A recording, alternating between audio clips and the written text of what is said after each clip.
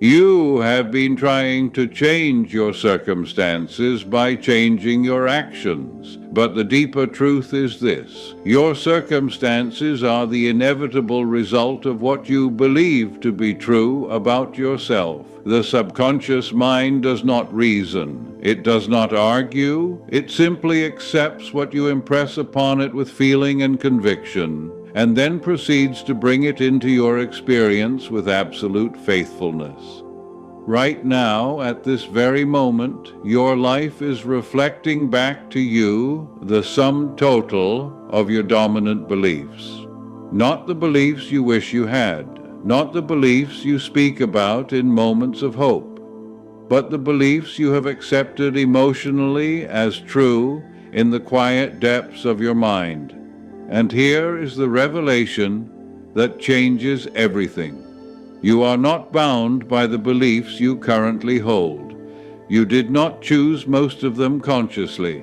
They were installed through repetition, through authority, through emotional experience.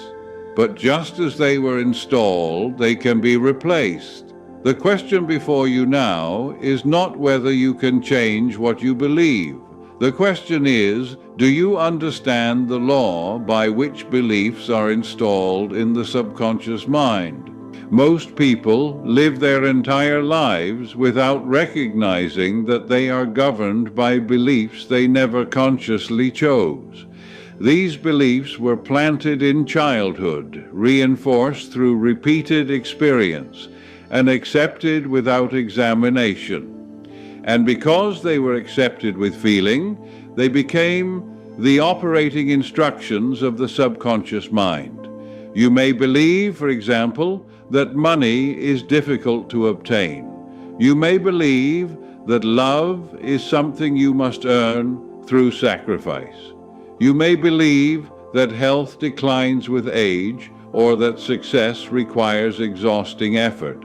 These are not universal truths. They are learned patterns accepted as true because they were repeated often enough, with enough emotional conviction that your subconscious mind filed them as fact. And what does the subconscious do with these beliefs? It organizes your entire experience to match them. It filters your perception. It influences your decisions. It directs your attention toward evidence that confirms what you already believe, and away from evidence that would contradict it. This is not punishment. This is not failure. This is the precise and faithful operation of a law that cannot be broken. The subconscious mind is like soil. It does not care what seed you plant. It will grow weeds as faithfully as it grows flowers. It will manifest limitation as readily as abundance. It accepts what you give it and multiplies it in your experience. Have you noticed how belief changes everything once you feel it deeply? Consider the person who believes they are unlucky.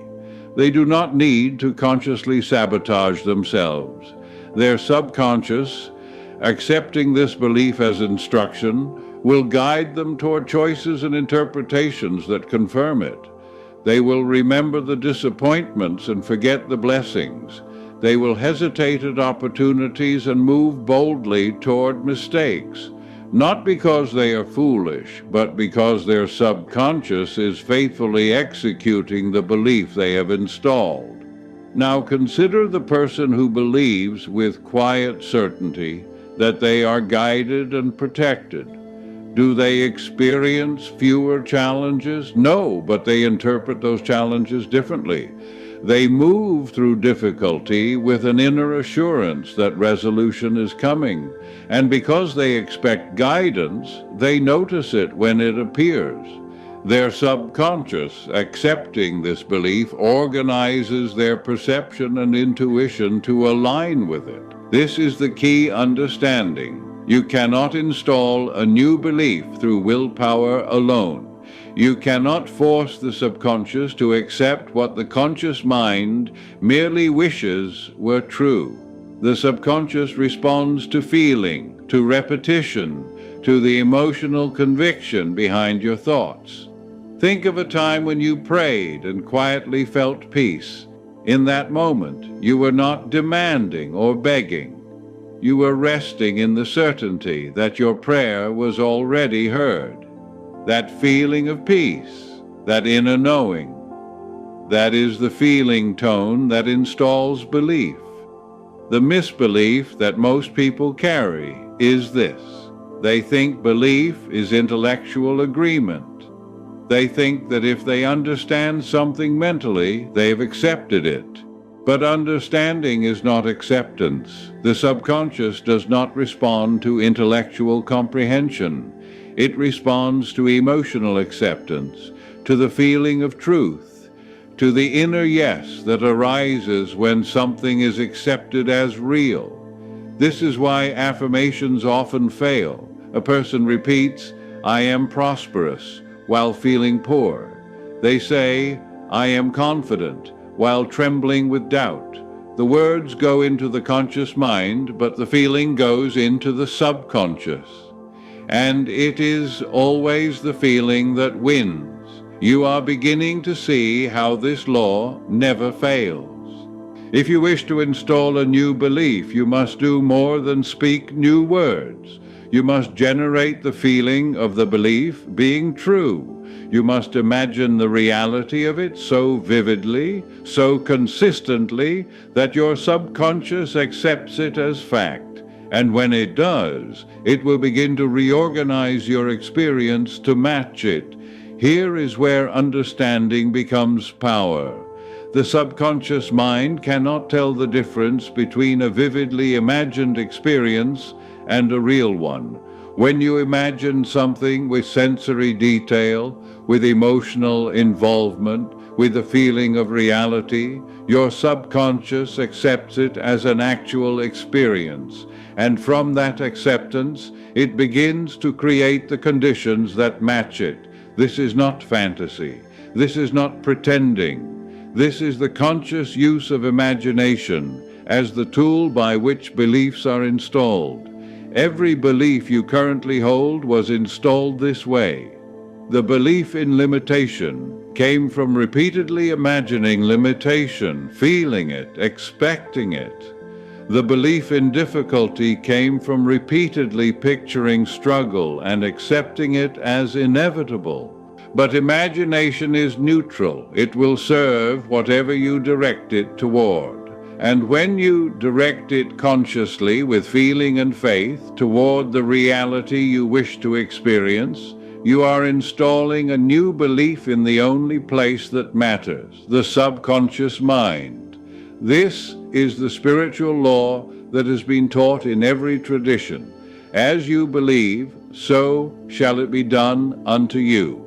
Not as you hope, not as you wish, but as you believe with feeling in the secret place of the heart. The subconscious is the servant of your belief. Now we come to the practical application of this law. How do you install a new belief when the old one feels so real, so confirmed by your current circumstances?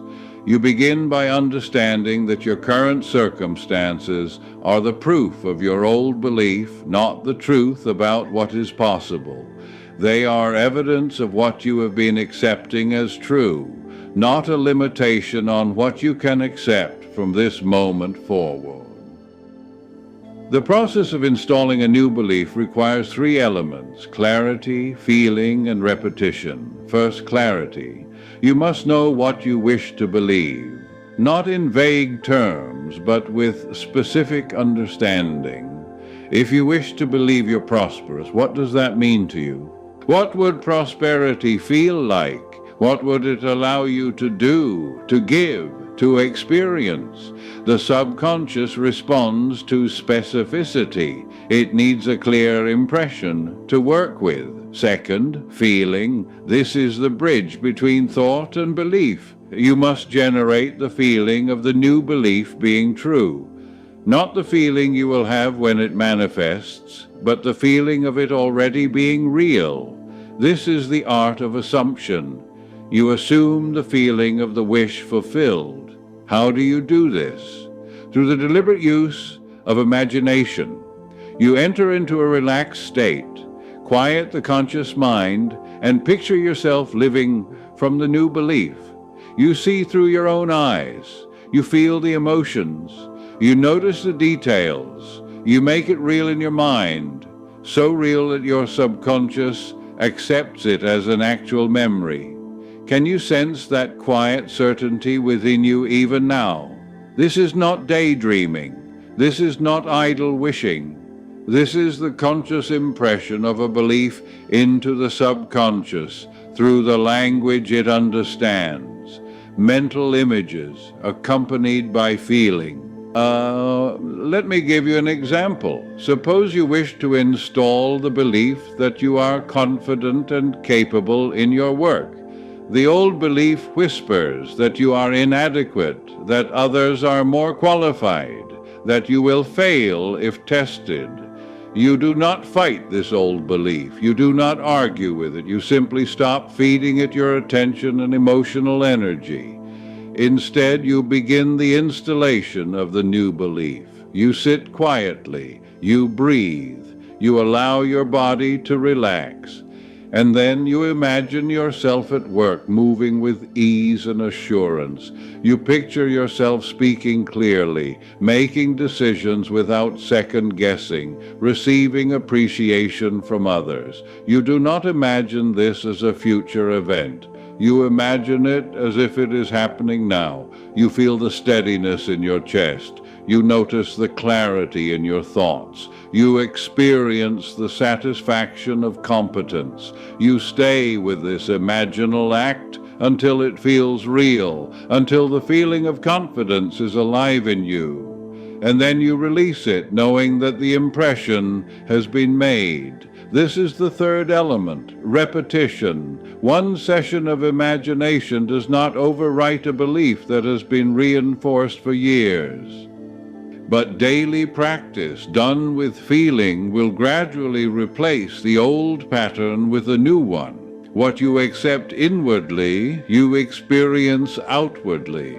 The subconscious learns through repetition, just as it learned the old belief through years of repeated thought and feeling. But you do not need years to install a new belief. You need consistency. You need faith. You need to persist in the imaginal act until the old belief loses its grip and the new one takes root. And here is a truth that will help you. The subconscious does not require you to believe perfectly from the start. It requires only that you practice the feeling of the new belief more often than you entertain the old one. Gradually, through repetition, the new belief becomes familiar. It begins to feel natural, and one day, without ceremony, you realize it has become your assumption. Think of how you learned to ride a bicycle. At first, balance seemed impossible, but through repeated practice, through feeling your way into the experience, it became automatic. You stopped thinking about balance and simply rode. The same principle applies to belief. Through repeated imagination and feeling, the new belief becomes your natural state of being. There is also the matter of gratitude. When you give thanks for the reality you are installing in consciousness, you are affirming its existence.